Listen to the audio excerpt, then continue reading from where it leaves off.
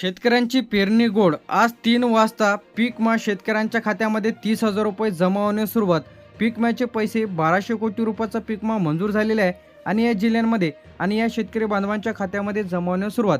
जर तुम्हाला पैसे आले नसतील किंवा पैसे आले पण कमी आले असेल तर अशाने व्हिडिओ शेवटपर्यंत बघा.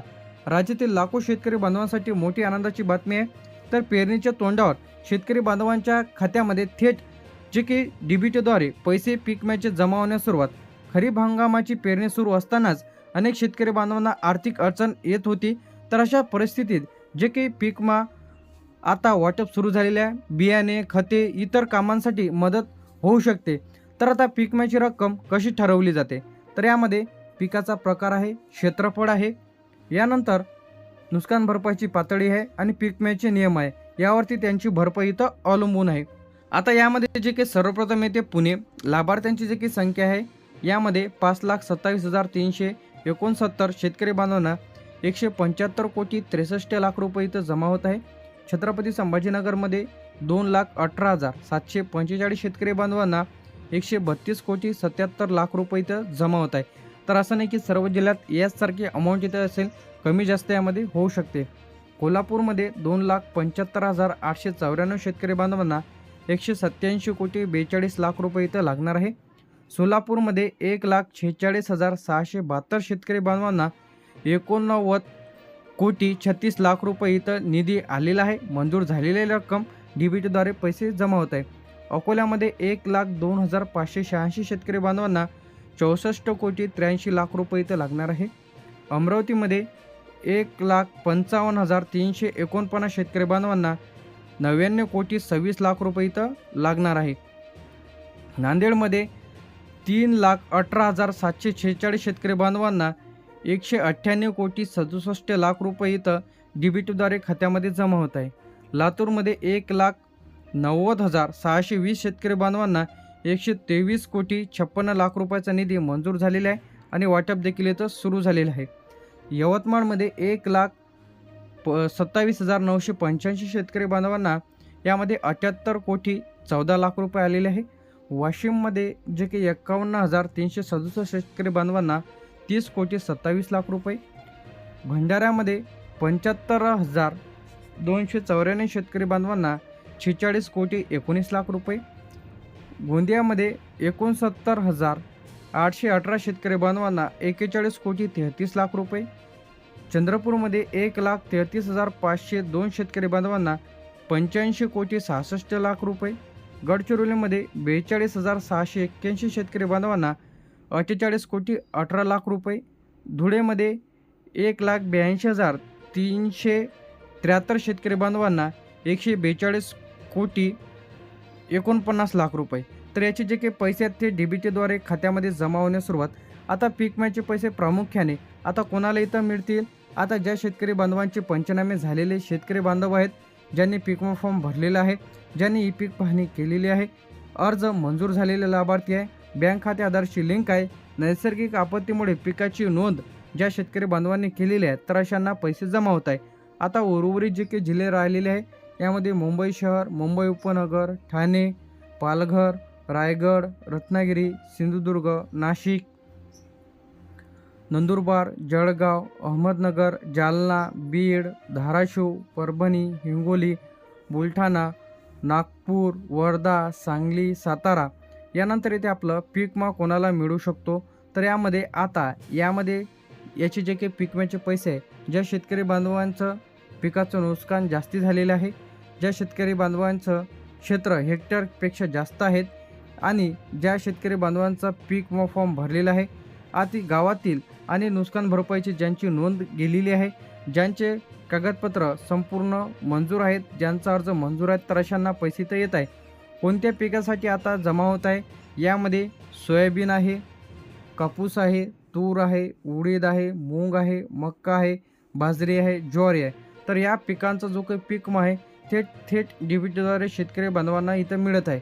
कोणाला पीक विमा नुकसान भरपाई मिळणार नाही ज्याने पीक विमा फॉर्म भरलेला नाही, ज्याने पीक विमाचा फॉर्म भरलेला आहे परंतु त्याचं पेमेंट केलेलं नाही, म्हणजे पैसे भरलेले नाही प्रीमियमचे.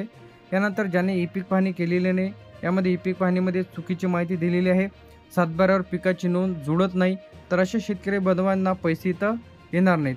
बँक खाते किंवा आधार नंबर लिंक नाही, अर्जामध्ये कागदपत्र अपूर्ण आहेत, विमा कंपनीकडून दावा नाकारला गेलेला आहे, संबंधित क्षेत्रांमध्ये नुकसान भरपाई कमी आढळून आलेली आहे, ज्यांची पीक विम्याच्या अटीमध्ये ते बसत नाहीत तर अशांना पैसे तर येणार नाहीत.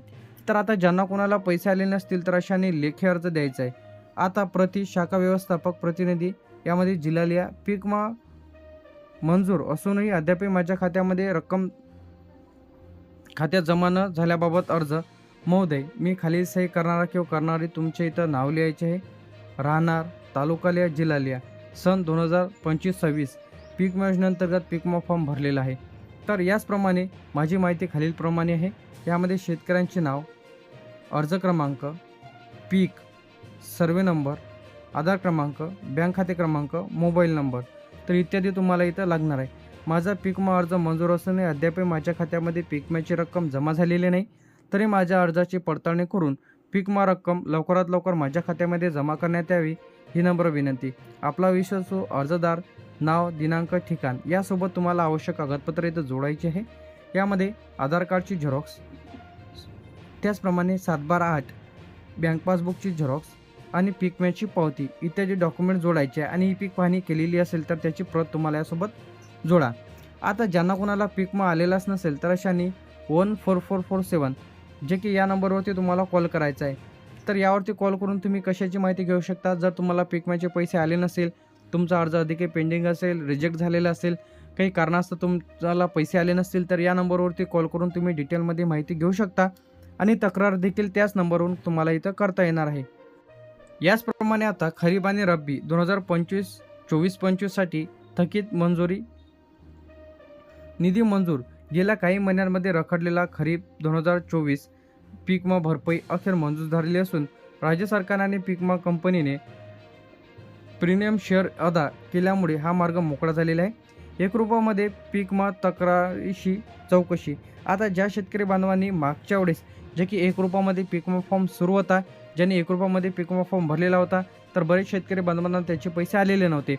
तर अखेर निधी मंजूर करून हा जो पैसा आहे ते शेतकरी बांधवांच्या खात्यामध्ये टप्प्याटप्प्याने इथं जमा होत आहे. आपला पीक विम्याचा स्टेटस ऑनलाईन कसा चेक करायचा आहे. सर्वप्रथम प्रधानमंत्री पीक विमा योजनेच्या ऑफिशियल पेजवरती या pmfby.gov.in या ऑफिशियल पेजवरती तुम्हाला तुमच्या मोबाईलमध्ये क्रोम ब्राउझर ओपन करायचं आहे. याचप्रमाणे तुम्हाला इथं टाकायचं आहे ॲप्लिकेशन स्टेटस. ॲप्लिकेशन स्टेटसमध्ये तुम्ही तुमचा आपला आधार नंबर किंवा मोबाईल नंबर टाकून किंवा तुमचा रिसिप्ट नंबर टाकून तुम्ही तुमचं संपूर्ण स्टेटस चेक करू शकता की तुमचा अर्ज पेंडिंग आहे, रिजेक्ट आहे की अप्रूव्ह झालेला आहे. निधीचे वितरण सुरू झालेले आहे. राज्य सरकारने आपल्या हिशोबाचा विमा हप्ता पीक विमा कंपनीला पाठवलेला आहे. याचप्रमाणे आता दोन्हीकडे जे आहे केंद्र सरकार, राज्य सरकार आणि पीक विमा कंपनीकडून निधी मंजूर केलेला आहे. थेट डेबिटद्वारे शेतकरी बांधवांच्या खात्यामध्ये पैसे जमा होत आहे. तुमचा पीक विमा अडकू शकतो. महत्त्वाचे कारणे. जर तुमच्या गावातील इतर शेतकरी बांधवांना पीक विमा मिळालेला आहे, फक्त तुम्हालाच पीक विमा राहिलेला असेल तर अशा खालीलप्रमाणे तुम्ही चुका केलेल्या असेल. जर तुम्ही e-KYC केलेले नसेल, तुमच्या आधार कार्डशी पडताळणी बँक खाते लिंक नसल्यामुळे पैसे अडकू शकतात, आधार सेंडिंग नसल्यामुळे direct benefit transfer DBT link असणे अनिवार्य आहे, बँकेची चुकीची माहिती दिलेली असणे, bank account number IFSC code असेल तर अशांना पैसे इथं येणार नाहीत. याचप्रमाणे ई-पीक पाहणी न केलेले शेतकरी बांधव, त्याचप्रमाणे 72 तासाच्या तक्रार न केलेले शेतकरी बांधवांना पैसे तर येत नाही आहे. पैसे मिळवण्यासाठी आता काय करायचं आहे, बँकमध्ये जाऊन तुम्ही तुमच्या बँक पासबुक ॲक्टिव्ह आहे का चेक करा, DBT इनेबल आहे की नाही चेक करा, तुम्ही तुमच्या बँक सेंडिंग आहे की नाही चेक करा आणि पीक विम्याच्या ऑफिशियल पेजवरती जाऊन चेक करा की तुमचा अर्ज रिजेक्ट आहे, अप्रूव्हल आहे की पेंडिंग आहे, लगेच चेक करा. किंवा अधिक माहितीसाठी तुम्ही 14447 तर या हेल्पलाईन नंबरवरती कॉल करून देखील तुम्ही माहिती घेऊ शकता. तर आता पीक विम्याचे पैसे टप्प्याटप्प्याने इथं जमा होत आहेत. जिल्ह्यानुसार इथं यादी इथं आलेली आहे.